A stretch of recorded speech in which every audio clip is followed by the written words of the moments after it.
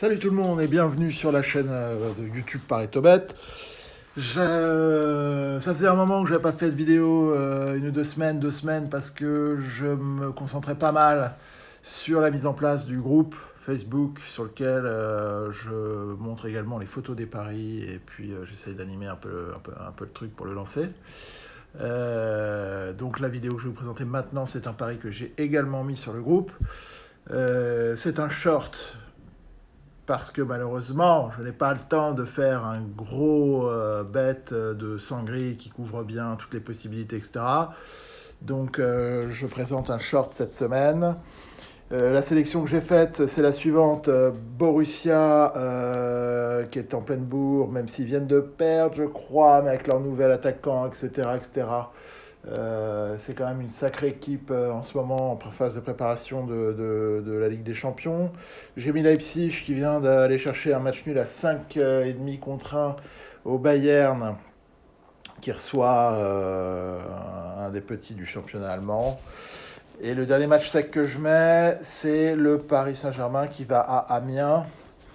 Voilà, j'espère que sur ces trois secs, on n'aura pas de mauvaise surprise et qui nous permettront de continuer plus en avant dans le pari au cours du week-end. Ensuite, je mets Barcelone-Rétafé parce que Barcelone rame en ce moment et Rétafé, l'air de rien, je crois, est troisième du championnat espagnol.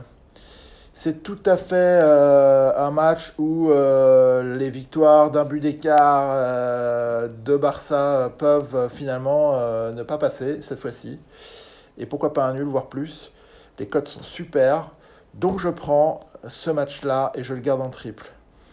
Je prends également Liverpool pour qui je laisse le nul. Oui, faut bien que les séries s'arrêtent. C'est une série de ouf qu'ils sont en train de faire. Ils vont se préparer aussi à la Ligue des Champions.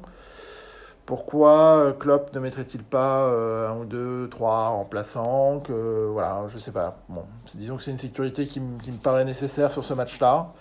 Je prends Villarreal-Levante car les écarts de cotes sont très importantes sur ce match. Et pourtant, me semble-t-il, Levante est devant Villarreal au championnat. Ça, c'est typiquement des configs que j'aime bien choper dans mes combis. Et bon, il faut que ce soit avec des écarts de cote importants. Là, ça m'intéresse. Je prends le Benfica qui vient de perdre à Porto, qui va donc devoir gagner contre Braga, qui est également un des bons classés du championnat portugais. Je garde le nul, on ne sait jamais. Le Bayern qui va à Köln, là aussi je garde le nul parce que Köln, même si Cologne est dans le milieu de tableau, ils sont sur une super série. Et j'ai pas trouvé le Bayern très transcendantal face à Leipzig. Donc voilà, je me le garde, ça peut être sympa et la cote est superbe. Bon, la pépite du lot, c'est l'Arsenal-Newcastle, d'où on met un Arsenal à 1,4. Ça, ils sont tellement capables de tout qu'évidemment, je les prends et je les garde en triple. Et puis un Real Celta Vigo, sur lequel je me mets aussi le doute parce que ces matchs espagnols, ces équipes espagnoles sont capables à la Grinta d'aller chercher un nul au Real. C'est tout sauf impossible. Ça fait vraiment partie du scénario probable. Bon, normalement, le Real doit gagner, mais je me couvre avec ce nul. Voilà pour la sélection.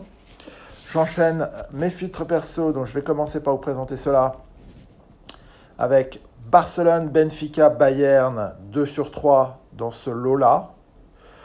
Je pense pas que je prenne un risque énorme. Normalement, le Bayern et Benfica sécurisent l'erreur espérée de Barça. Voilà, on est dans la théorie, mais il faut bien se poser les bases de son pari. Et le perso 2 est le suivant. Je prends cette fois-ci 4 matchs. Liverpool, Real, Arsenal et Villarreal plus le nul de Villarreal. Et sur cette sélection-là, il doit y en avoir 3 ou 4. Ça veut dire que si Villarreal fait un nul, Liverpool gagne, Real gagne, Arsenal peut perdre. Ça passe. Donc c'est une bonne petite marge de sécurité que je prends en espérant que je vais l'avoir positionné au bon endroit. Donc voilà les deux fils perso. J'enchaîne par mes domiciles. Attention, je décoche les matchs secs. Donc ici en l'occurrence Leipzig-Dortmund. Pour le reste, C'est 5 favoris à domicile, donc je prends les 5 s'ils se produisent, 4 ou 3, je me garde 2 marges d'erreur au max sur ces 5 matchs. Les nuls 0, 1 ou 2, ça me semble correct sur une sélection de ce type. Voilà, je pense que c'est pas mal, donc je vais garder ça. Ça marche assez bien généralement. Sur l'extérieur, ici, on a donc Liverpool qui est favori et Munich. Donc ça fait 2 favoris sur l'ensemble des possibilités à l'extérieur. Donc je clique sur le 2. Et je dis, il y en aura peut-être un de plus, il y en aura peut-être un de moins. Donc je mets 1, 2, 3 sur ce filtre. Les cotes basses, là, je les sélectionne toutes. Je suis un peu moins restrictif qu'à l'habitude parce que la grille est quand même composée pour la plupart des matchs d'énormes favoris. Donc je me dis, il y en a bien un, ça c'est, sinon de toute façon c'est pas intéressant, un qui gagne pas. Donc je coche pas le 10, je coche pas le 10 sur 10. Il peut y en avoir 9, 8, 7, donc ça me laisse quand même une petite marge sympa. Et enfin, j'active le filtre gain ici et je prends juste le premier cran pour me débarrasser des 10 grilles. Vous voyez, il y en a un 37. Hop, je commence à 137 contre 1 et ça me laisse 27 grilles, donc ça me débarrasse des 10 plus petites. Tant pis si c'est une de celles-là qui gagne, c'est des grilles qui au final font 50, 60, 80 contre 1. Voilà, moi je commence à 137, c'est ce qui m'intéresse, ça me fait 27 grilles. Ça me permet d'avoir un bet si je mets 50 centimes à moins de 15 balles ou 15 balles, donc c'est tout à fait raisonnable pour un petit pari et m'amuser à suivre ça ce week-end, quoi. Alors je dis m'amuser, mais quand on regarde les grilles, eh ben, ça commence à 148 contre 1, donc pour 27 grilles, ça fait du 5-6 contre 1. Et très vite, ça monte dans les 200-300. C'est là où il y a la plus grosse masse, avec 2 grilles un peu exceptionnelles qui ressortent du lot, qui vont nécessiter, évidemment, prenons celle-là, en l'occurrence ici, ça va nécessiter la défaite de Barcelone, ça va nécessiter 2 matchs nuls entre Norwich, Liverpool et Villarreal, Levante. Et la deuxième grosse grille qui est marrante à regarder, c'est la plus grosse qui va, elle, nécessiter le match nul du Bayern, le match nul de Villarreal et la défaite d'Arsenal. Ça me semble pas délirantissime.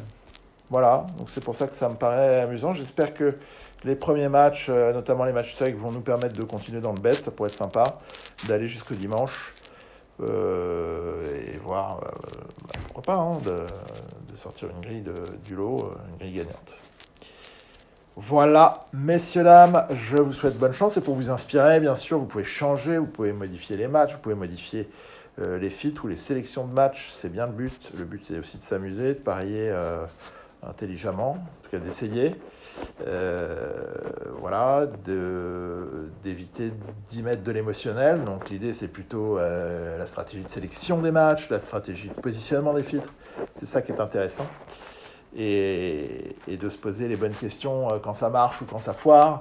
Vous verrez, les questions qu'on se pose, c'est des questions de tactique, la façon dont on a appliqué nos stratégies, etc.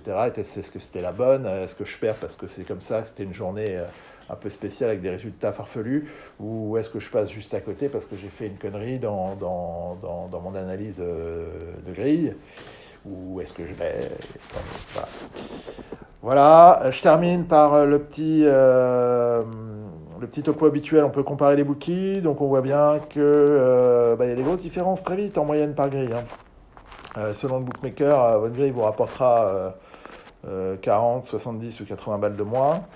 Ça, c'est à vous de voir. Moi, je ne fais pas de pub. Je vous dis juste que si vous décidez de changer de bookmaker, c'est super, vraiment sympa si vous le faites en cliquant ici sur Go, lien d'affiliation. Nous, ça nous permet d'avoir une petite rétribution des bookmakers. Vous, ça vous permet d'avoir un bonus en plus. Donc, tout le monde est gagnant. Et bien, nous, avec ce petit bonus supplémentaire, on peut continuer à travailler sur l'app et continuer à l'améliorer. Pour ceux qui suivent, vous verrez, il y a une version qui est en cours de déploiement qui est assez sympa avec des nouveaux championnats, etc. Ok, merci à tous.